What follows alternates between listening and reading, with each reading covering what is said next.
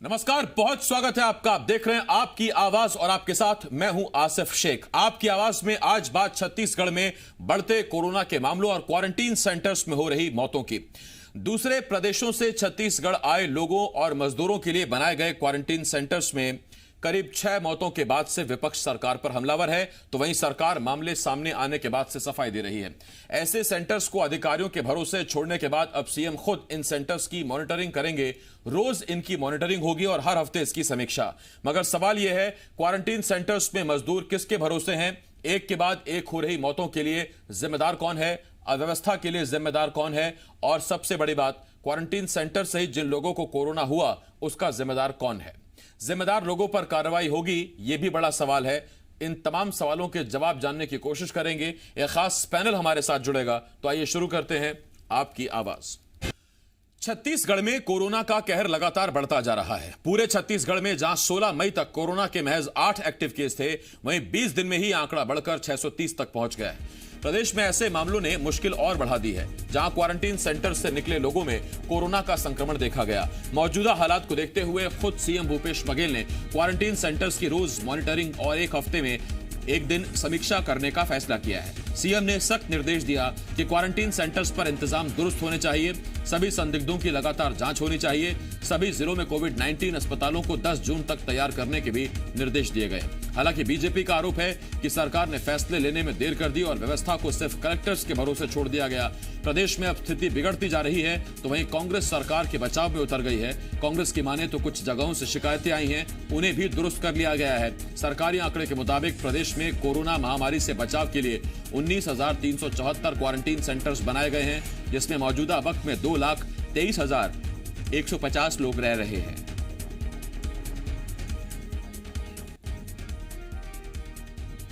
व्यवस्थाएं ठीक होनी चाहिए। मुख्यमंत्री को खुद को जाके इसका देखना चाहिए कि व्यवस्थाएं ठीक हो रही कि नहीं हो रही है। शासन तंत्र को हमेशा चुस्त दुरुस्त होना चाहिए। इतने गंभीर मसले पे भी शासन चुस्त कहीं दिखा नहीं। मुख्यमंत्री जी खुद अपने ऐसा लगता है कि आवाज में कह दो। इस प्रकार की इक्का दुक्का जगह से अव्यवस्था की शिकायतें आ रही है, लेकिन उसको भी दुरुस्त किया जा रहा है। और स्कूलों को और जो सामुदायिक भवन है, इनके अलावा दूसरी जगह पे सरकार के पास में उपलब्धता भी होनी चाहिए। ये उपलब्ध है, सहज उपलब्ध है, और ये हमारी परंपरा रही है। हम तो जन्माशा स्कूलों में ठहराते रहे हैं। अपने समझी उससे ज़्यादा तो कोई वीआईपी नहीं होता है शादी में, हम उनको तक तो स्कूलों में ठहराते हैं। तो कहीं से कोई स्थिति नहीं है। भारतीय जनता पार्टी इसमें अनावश्यक बयानबाजी कर रही है। अनावश्यक आरोप लगाए जा रहे हैं, अनावश्यक सियासत हो रही है। कांग्रेस का कहना है, बीजेपी का कहना है कि अगर आप मजदूरों को क्वारंटीन सेंटर्स में रख रहे हैं, लोगों को क्वारंटीन सेंटर्स में रख रहे हैं, तो उनका ख्याल तो रखिए। दो खास मेहमान हमारे साथ जुड़ रहे हैं। प्रवक्ता बीजेपी के अमित चिमनानी साहब और कांग्रेस के नेता प्रमोद दुबे जी हमें ज्वाइन कर रहे हैं। इसके साथ साथ मेरे सहयोगी देवेश हमारे साथ जुड़े हुए हैं। सबसे पहले प्रमोद जी, मैं आपके पास आ रहा हूं। प्रमोद जी, कहीं क्वारंटीन सेंटर में सांप काटने से मौत हो रही है, आज धमतरी का मामला, कीड़े वाली दाल लोगों को दी जा रही है वहां जो रुके हुए हैं, डिहाइड्रेशन की वजह से लोग परेशान हैं, और सबसे बड़ी बात कि क्वारंटीन सेंटर में लोगों को कोरोना के सिम्टम्स नजर आने लगे, यानी कि जिनको कोरोना से बचाने के लिए दूर दूर रखने की जिम्मेदारी आपने उठाई, अब वही उनके लिए मुसीबत बन रहा है।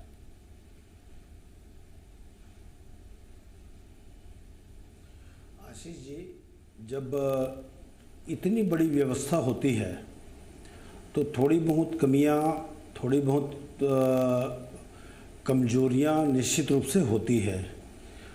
हम अगर बारात में भी जाते हैं तो कुछ न कुछ कमियां लड़के वालों की तरफ से हो भी जाती है। इसका आशय ये नहीं है कि सरकार किसी चीज़ों को संज्ञान में नहीं ले रही है या कोई कमी छोड़ रही है। यूं ही 86.2% रैंकिंग में भूपेश बघेल जी नहीं आ गए होंगे। डे फर्स्ट से उनकी आदत रही है कि वो अपनी प्रशासनिक व्यवस्था में हर चीज़ों को वो स्वयं मॉनिटर करते हैं और प्रतिदिन या प्रति सप्ताह इन चीज़ों को पूछते हैं। मैं आपको बताऊं, विगत लगभग 1.5 माह से हर लोगों की वो 30-30, 40-40 लोगों की टीम बुला करके पूछते हैं कि क्वारंटाइन सेंटर्स के हाल चाल क्या है, और वो सीधे संवाद करते हैं। जहां से शिकायत प्राप्त होती है वहीं से फ़ोन लगाकर प्रशासनिक अधिकारी से बात भी करते हैं। अगर मैं अकेले रायपुर शहर नगर निगम की सीमा की अगर बात करूं, चूंकि मैं नगर निगम का अध्यक्ष हूं, तो सबसे बड़े सेंटर जहां जोरा का हमारा सेंटर है, जहां 8000 से ज्यादा की कैपेसिटी मजदूरों को रखने की है, वहां पर भी अगर व्यवस्था की बात करें तो चाक चौबंद और अच्छी व्यवस्था जिसे कही जा सकती है वो सरकार की ओर से हो रही है।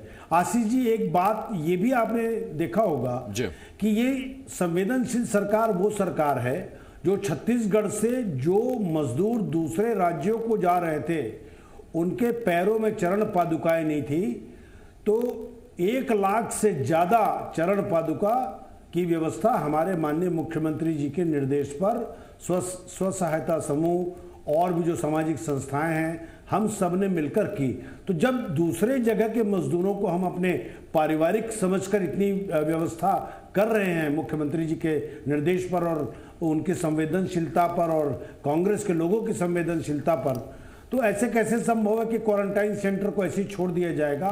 मैं ये भी नहीं कह रहा हूं कि सारे क्वारंटाइन सेंटर्स में सारी व्यवस्थाएं हैं, लेकिन हाँ 2-4 जगहों पर जहां से ऐसी शिकायतें प्राप्त हो रही है उसको तुरंत दुरुस्त करने के लिए माननीय मुख्यमंत्री जी ने स्वयं निर्णय इस पर लिया है कि किसी को इस संबंध में बख्शा नहीं जाएगा और जो भी उचित कार्रवाई होगी वो निश्चित रूप से करेंगे। प्रमोद जी, लौट रहा हूं मैं आपके पास। अमित चिमनानी साहब, आपके पास आ रहा हूं। ये तो अच्छी बात है कि प्रमोद जी ने माना कि हाँ कुछ कमियां हैं, लेकिन वो साथ ही ये भी कह रहे हैं कि जब इतनी बड़ी पेंडेमिक में इतनी सारी व्यवस्था करनी होती है तो कुछ जगह दिक्कतें रह जाती हैं, कुछ जगह छूट जाती हैं। क्या ये कुछ जो है इसे इग्नोर किया जा सकता है? ये जो छत्तीसगढ़ में थमा हुआ आंकड़ा था कोरोना का, ये एक विस्फोट में बदल चुका है। कल 150 मरीज, अभी जब हम आपसे बात कर रहे हैं तो 90 हो गए हैं। रात तक कितने हो जाएंगे हमको पता नहीं है। क्वारंटाइन सेंटर मौत के केंद्र बन गए। 3 गर्भवती महिलाएं, 4 बच्चे, उसके साथ 12 लोग मौत के घाट उतर चुके हैं। कवर्धा में, सहसपुर में रद्दी के अखबारों में लोगों को भोजन दिया जा रहा है, उनकी सब्जी और दाल जमीन से मिल जा रही है। तो इस प्रकार की व्यवस्थाओं को कुछ कमियां क्यों बोले? मैं आपको एक आदेश दिखा रहा हूं, शायद दिखेगा नहीं, ये महासमुंद पिथौरा का है आसिफ जी। इसकी कंडिका नंबर 4 में लिखा है कि जिन लोगों के पास राशन कार्ड नहीं है उन मजदूरों की भोजन की व्यवस्था दान लेकर उसकी राशि से की जाए। क्या कोई भी सरकार इस प्रकार का आदेश पारित कर सकती है कि मजदूरों के भोजन की व्यवस्था दान के पैसों से हो? तो क्या ये सरकार संवेदनशील है जो दावा कर रही है? उसके अलावा बहुत सारी ऐसी त्रुटियां हो रही हैं जिसकी वजह से लगातार आंकड़ा बढ़ रहा है। क्वारंटाइन सेंटर से लोग छोड़ दिए गए जांजगीर चांपा में। ऐसे लोगों में से 9 लोगों को 5 दिन गांव में घूमने के बाद पता चला कि उनको कोरोना पॉजिटिव है। तो क्वारंटाइन किया ही क्यों था? इसीलिए तो किया था ताकि पब्लिक को फैले ना। लेकिन वो जब छोड़ दिए गए उसके 5 दिन के बाद उनको बताया जाता है कि आप कोरोना पॉजिटिव हैं। कोटा से बच्चों को लाया गया, उनको कहा गया 14 दिन क्वारंटाइन करेंगे, उनको 7 दिन में छोड़ दिया गया। एक राजिम की बच्ची कोरोना पॉजिटिव निकली, वो दवाइयां बेच रही थी। स्वास्थ्य मंत्री जी खुद कहते रहे कि नहीं, हमने 7 दिन में उनको नहीं छोड़ना चाहिए था, 14 दिन उनको रखना चाहिए था। तो ये जो कुछ हम कह रहे हैं ये कुछ नहीं है, पूरे राज्य का भविष्य इस पर निर्भर है। और बहुत सारी कंप्लेंट्स आ रही हैं। आज भी धमतरी से कंप्लेन आई है, कलेक्टर ने जांच के निर्देश दे दिए हैं। तो जब लोगों को न भोजन की व्यवस्था है न सोने की व्यवस्था है, जैसा आपने मेंशन किया कि उनको सांप बिच्छू डस रहे हैं, मच्छर काट रहे हैं, कीड़े काट रहे हैं, और महिलाओं के लिए सैनिटाइजर पैड की तक व्यवस्थाएं नहीं है, तो ये कुछ नहीं है, वहां पे व्यवस्थाएं हैं ही नहीं। मैं लौट रहा हूं, ये जो आदेश हैं ये उसकी पुष्टि कर रहे हैं जो मैंने दिखाया। अमित जी, लौट रहा हूं मैं आपके पास। देवेश, आपके पास आ रहा हूं। देवेश, शुरुआती दौर में छत्तीसगढ़ के क्वारंटीन सेंटर्स का जिक्र हो रहा था, उनमें दी जा रही सुविधाओं और व्यवस्थाओं का जिक्र हो रहा था, लेकिन क्या बढ़ते नंबर्स के साथ क्वालिटी से अब कॉम्प्रोमाइज होने लगा है क्या? देखिए आसिफ, शुरुआती दौर में जब अन्य राज्यों से आने वालों की तादाद थोड़ी कम थी, तब जिन्हें मॉडल क्वारंटीन सेंटर बनाकर रखा गया था या आश्रय स्थल बनाकर रखा गया था, वहां पर सुविधाएं इतनी अच्छी थी कि अन्य राज्यों के मजदूर जिनके फैक्ट्रियों से वो काम पर निकाले जा चुके थे या उनकी फैक्ट्रियां बंद हो चुकी थी, उनको छत्तीसगढ़ में आश्रय दिया गया था और उसे आश्रय स्थल नाम दिया गया था। वहां व्यवस्थाएं इतनी अच्छी थी कि हमारे मजदूरों से बात हुई तो मजदूरों ने कहा कि वो अपने प्रदेश नहीं जाना चाहते। लेकिन जब अन्य प्रदेशों में लगातार फैक्ट्रियां बंद होने के बाद छत्तीसगढ़ में मजदूरों के आने का सिलसिला शुरू हुआ, तब यह आंकड़ा अनुमान लगाया गया था कि 4.5 लाख से 5 लाख के लगभग मजदूर छत्तीसगढ़ आएंगे।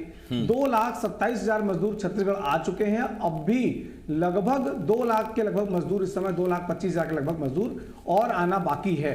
तो इतनी बड़ी तादाद में जब मजदूर छत्तीसगढ़ आएंगे तो उनके लिए उस तरह की व्यवस्था की अपेक्षा तो की जो विपक्ष है वो तो कर ही सकता है कि जैसे आश्रय स्थल व्यवस्था दी गई थी उसी तरह की व्यवस्था उन्हें मिले, क्योंकि आबादी इतनी ज्यादा है और उन सबको क्वारंटीन करना, खासतौर पर तब जबकि जिन ग्रामीण इलाकों में क्वारंटीन सेंटर बनाए गए हैं स्कूलों को, वो ठीक गांव के बगल में है और वो भाग करके अपने घर चले जाना चाहते हैं। सरपंचों के भरोसे क्वारंटीन सेंटर को शुरुआती दौर में छोड़ दिया गया। उसे यह तक नहीं पूछा गया कि वो अपनी राशि की व्यवस्था कैसे करेंगे।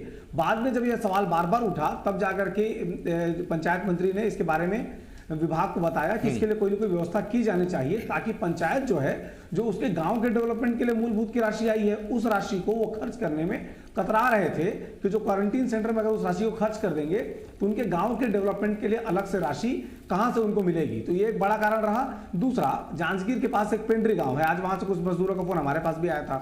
उनका ये कहना है कि 14 लोगों की क्षमता है और 28 लोग रखे गए हैं। चूंकि एक ही गांव के सारे मजदूर हैं, सारे मजदूरों को लाकर एक जगह रख दिया गया है, तो इस तरह की शिकायतें भी आई हैं। 14 लोगों में अगर आप 28 लोग रख देंगे तो कैसे सोशल डिस्टेंसिंग का पालन हो पाएगा? ये बहुत बुनियादी सवाल है। देवेश, मैं लौट रहा हूं इस पर आपके पास।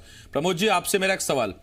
प्रमोद जी, देखिए 19,000 क्वारंटीन सेंटर्स पर, प्रत्येक क्वारंटीन सेंटर पर सीएम ना खुद जा सकते हैं, ना वहां खुद देख सकते हैं कौन कहां सो रहा है, किसको क्या गद्दा दिया गया, क्या तकिया दी गई और खाने के लिए उसको प्लेट है कि नहीं है। इसके लिए होते हैं अधिकारी, इसके लिए होते हैं जिम्मेदार प्रशासन। अगर ये अव्यवस्थाएं सामने आ रही हैं तो फिर कहीं से भी देखने को या सुनने को ये नहीं मिल रहा, या आपने भी अपनी बातचीत में नहीं कहा कि ऐसे जिम्मेदार लोगों पर कार्रवाई की जाएगी, जिम्मेदारी तय की जाएगी?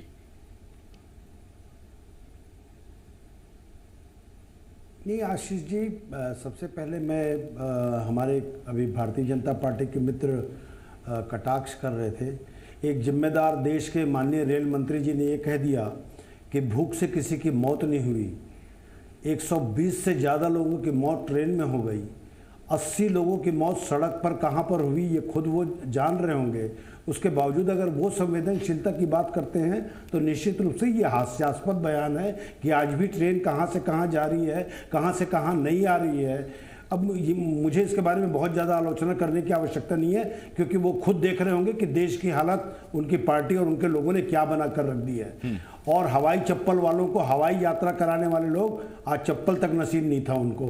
खैर एनीवे, उनकी वो जाने। लेकिन छत्तीसगढ़ की सरकार जो है वो माननीय भूपेश बघेल जी, आप देख रहे होंगे वीडियो कॉन्फ्रेंसिंग के माध्यम से प्रत्येक सरपंचों से वो संवाद कर रहे हैं। और भी जो भी हम लोगों से परसों वो उन्होंने स्वयं बुलाकर अपने घर में बातचीत की कि रायपुर शहर के क्वारंटाइन सेंटर के बारे में कि लगभग 20-22 क्वारंटाइन सेंटर में जाकर आप लोग खुद देख करके रिपोर्ट दीजिए। अधिकारियों के भरोसे में मुख्यमंत्री जी काम करते हैं, ये बात हो सकती है, लेकिन इसके साथ साथ जनप्रतिनिधियों और छोटे स्तर के पंच तक के उनसे जुड़े हुए लोग हैं, वो सीधे संवाद करते हैं। मोबाइल से हो, चाहे वो हो, चाहे संवाददाताओं से भी हो, चाहे माननीय जी न्यूज़ के रिपोर्टर तक से भी वो सीधे संवाद करते हैं कि जरा हमें इसकी वास्तविक स्थिति के बारे में बताइए। तो भूपेश बघेल जी धरातल से जुड़े हुए नेता हैं, वो गांव में रहने वाले हैं, वो जानते हैं कि क्या स्थिति हो सकती है। तो फिर क्या अधिकारियों के ऊपर जिम्मेदारी डालने की वजह से ही व्यवस्था बिगड़ गई? प्रमोद जी, मुख्यमंत्री, उनकी मंशा, उनके जनाधार, उनके डाउन टू अर्थ पर कोई सवाल नहीं है। सवाल इस बात पर है जिन अधिकारियों के भरोसे ये व्यवस्था छोड़ी, और ये मजबूरी भी है, जैसे मैंने पहले ही कहा कि हर सेंटर पर आप खुद नहीं जा सकते, व्यवस्था इसीलिए बिगड़ी क्या? नहीं आशीष साहब, व्यवस्था बिगड़ी है ये नहीं कह सकते। थोड़ी बहुत अव्यवस्था हुई है, इस बात को जरूर हम स्वीकार कर रहे हैं। पांचों उंगली एक बराबर नहीं होती। सभी अधिकारियों की एफिशिएंसी, कार्य क्षमता एक जैसी नहीं होती। उसी प्रकार से कहीं ना कहीं से निश्चित रूप से कुछ शिकायतें तो प्राप्त हुई होगी, उसी आधार पर यहां बातचीत हो रही है। तो उन चीजों को आने वाले दिनों में निश्चित रूप से दूर करने की क्षमता हमारी सरकार में, हमारे माननीय मुख्यमंत्री जी में और हम जनप्रतिनिधियों में है। इसलिए हम आपको विश्वास दिलाते हैं कि आने वाले दिनों में जिस प्रकार से भारत में एक मॉडल के रूप में छत्तीसगढ़ राज्य उभरा है, आप वो जो हमारे सम्मानित साथी कह तो रहे हैं, लेकिन इस देश के प्रधानमंत्री जी ने और बाकी जो भारतीय जनता पार्टी के और भी अन्य नेता हैं वो दबी जबान पर नहीं, खुली जबान पर यहाँ की कार्यशैली को उदाहरण के रूप में बाकी प्रदेशों में प्रस्तुत किया है। और उन्होंने ये भी कहा है कि छत्तीसगढ़ के मॉडल को अन्य राज्यों में अडॉप्ट किया जाए। मैं प्रमोद जी लौट रहा हूं आपके पास। देवेश, थोड़ा छोटे में ये बड़ी असमंजस की स्थिति है देवेश। प्रशासन से काम भी निकलवाना है, हर अधिकारी एक बराबर नहीं होता, 5 उंगलियां अलग अलग होती हैं और सारा प्रशासन ऐसा है बिल्कुल नहीं कह रहे। बहुत शानदार काम हो रहा है, प्रशासन अधिकारी दिन रात मेहनत में जुटे हुए कोरोना वॉरियर्स हैं, लेकिन फिर भी कुछ जो पूरे विभाग को बदनाम कर रहे हैं, जिन पर जिम्मेदारी है, उन पर कार्रवाई बनती कि नहीं बनती है? देखिए, एक तरफ अगर आप उनको कोरोना वॉरियर्स कहेंगे और उनके काम को लगातार सराहना मिलेगी, उसके बाद आप एक दिन 2-4 लोगों के कमियों पर अगर आप उन्हें इस दौर में, तब जबकि लड़े जाने की जरूरत है, तब जबकि उन्हीं अधिकारियों से आपको काम लेना है, तो आप उनको हतोत्साहित भी बहुत ज्यादा नहीं कर सकते। जहां पर नेग्लिजेंसी नजर आती है वहां पर सख्त कार्रवाई होनी चाहिए, ताकि एक एग्जाम्पल बने कि अगर आप किसी काम को ठीक तरीके से अंजाम नहीं देंगे तो कार्रवाई आपके ऊपर हो सकती है। लेकिन इस समय कार्रवाई से ज्यादा जरूरी इस बात के लिए है कि जिनके अपनी जान को खतरा है वो लोग जब दूसरों की जान बचाने के लिए आगे आए तो उनके काम को प्रोत्साहन मिलना चाहिए। ठीक, अमित जी, मैं सिर्फ 30 सेकंड दे रहा हूं आपको। मुझे याद है छत्तीसगढ़ में कोरोना के केस अगर कम है तो मोदी जी की ये उपलब्धि है, लेकिन अब अगर केस बढ़ रहे हैं तो आप कह रहे हैं राज्य सरकार की कमी है। ऐसा कभी नहीं कहा गया। राज्य और केंद्र सरकारों की जिम्मेदारियां अलग अलग हैं। जो टॉप क्लास व्यवस्था यहां बताई जा रही थी, एक एग्जांपल देना चाहूंगा। एक व्यक्ति 13 मई को यहां आता है, आगरा से क्वारंटाइन होता है, 20 मई को विधिवत पास बनवाकर वो पश्चिम बंगाल चला जाता है अपनी प्रेमिका को लाने के लिए और वापस आकर क्वारंटाइन हो जाता है। ये है सरकार की व्यवस्था जिसपे वो अति आत्मविश्वास में बात कर रही है। मुझे लगता है जब तक सरकार इन चीजों को एक्सेप्ट नहीं करेगी तब तक कुछ नहीं होने वाला। और कोरोना वॉरियर्स पे बात बिल्कुल ना डाली जाए। अगर सरकार पंचायतों को पैसे नहीं देगी तो पंचायतों की गलती नहीं है, अधिकारियों को निर्देश ठीक से नहीं देंगे तो अधिकारियों की गलती नहीं है। यहां पर जो डॉक्टर्स काम कर रहे हैं उन्हें 2 महीने का वेतन उनका रुक गया है तो वो क्या करें, इस्तीफा देना पड़ रहा है। जो कर्मचारी बिना बीमा के काम कर रहे हैं उनकी वेतन वृद्धि रोक दी गई है, वो डिप्रेशन का शिकार हो रहे हैं। कोरोना वॉरियर्स मेरे पास वक्त खत्म हो गया की वजह से उनका डिप्रेशन, मुझे लगता है आपकी बात पूरी हो गई। बहुत शुक्रिया अमित जी, प्रमोद जी आपका शुक्रिया, देवेश आपका बहुत शुक्रिया। छोटा सा ब्रेक, बहुत जल्द लौट रहे हैं कुछ और खबरों के साथ।